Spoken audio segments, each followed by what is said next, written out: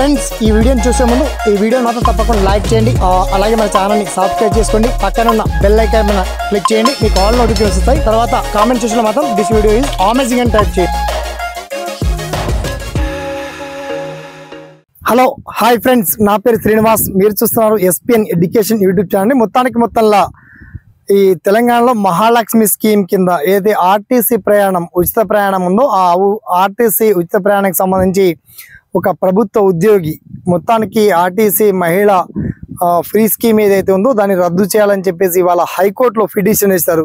దీంతో రాష్ట్ర వ్యాప్తంగా హైకోర్టు ఇవాళ దాన్ని ఆల్రెడీ పిటిషన్ కూడా స్వీకరించింది. దీనికి సంబంధించి హైకోర్టు త్వరలో కూడా విచారణ చేపట్టనుంది. అయితే నిజానికి ఫ్రీ స్కీమ్ రద్దు చేస్తారా లేదా రిజర్వేషన్ల ప్రకారం సీట్లను కూడా పురుషులకు కూడా సమానంగా కేటాయిస్తారా, అసలు ఎందుకు పిటిషన్ వేయాల్సి వచ్చింది, మరి దీన్ని ప్రభుత్వం ఏ విధంగా సమాధానం ఇస్తుందో దీనికి సంబంధించి పర్టికులర్ డీటెయిల్స్ అని మనం షార్ట్ కట్ లో తెలుసుకుందాం. ఓకేనా? So let's start our topic.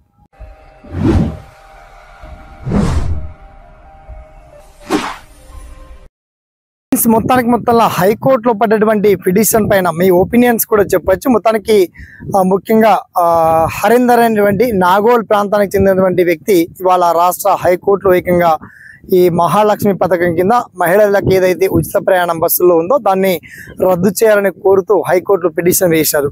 దీనికి గల కారణాలు ఏమై ఉంటాయంటే మొత్తానికి మహిళా అభ్యర్థులు ఎక్కువ సంఖ్యలో భారీ ఎత్తున బస్సుల్లో ప్రయాణించడం, దానివల్ల పురుషులకు అసలే సీట్లు లభించకపోవడం, పురుషులు బస్సులు ఎక్కినా కూడా మహిళలే అతిగా సీట్లను ఆక్రమించుకోవడం, ఇటువంటి తరుణంలో మొత్తానికి ఆర్టీసీ ఉద్యోగి అయినటువంటి హరీందర్ నాగోల్ ప్రాంతానికి చెందినటువంటి వ్యక్తి ఇవాళ రాష్ట్ర హైకోర్టులో పిటిషన్ దాఖలు చేశారండి.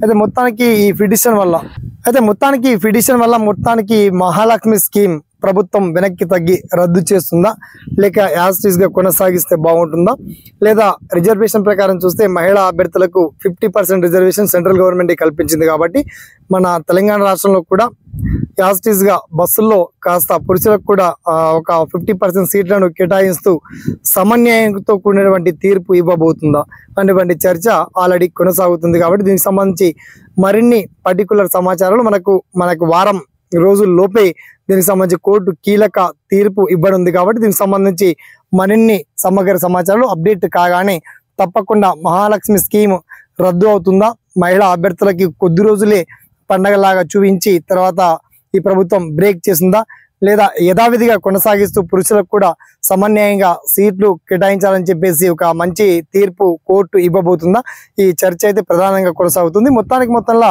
పురుషులకు కూడా సమానంగా సీట్లు కేటాయిస్తే బాగుంటుందా, మరి ఈ స్కీమ్ పూర్తిగా రద్దు అయితే బాగుంటుందా, మహిళా అభ్యర్థులు కావచ్చు పురుషులు కావచ్చు మొత్తానికి వీడియో చూసినటువంటి ప్రతి ఒక్కరు కూడా దీనికి సంబంధించి ఎటువంటి నిర్ణయం తీసుకుంటే బాగుంటుందో వన్స్ మీ ఒపీనియన్ మాత్రం కామెంట్ సెక్షన్లో గుర్తు చేయండి. అండ్ ఈ వీడియోని ఒక 10 మందికి షేర్ చేయండి, లైక్ చేయండి. తర్వాత మీకు వచ్చినటువంటి ప్రతి ఈచ్ అండ్ ఎవరీ డౌట్స్ని కామెంట్ సెక్షన్లో గుర్తు చేయండి. ఓకేనా? సదా మీ సేవలో SPN education YouTube channel. Thanks for watching. జై హింద్.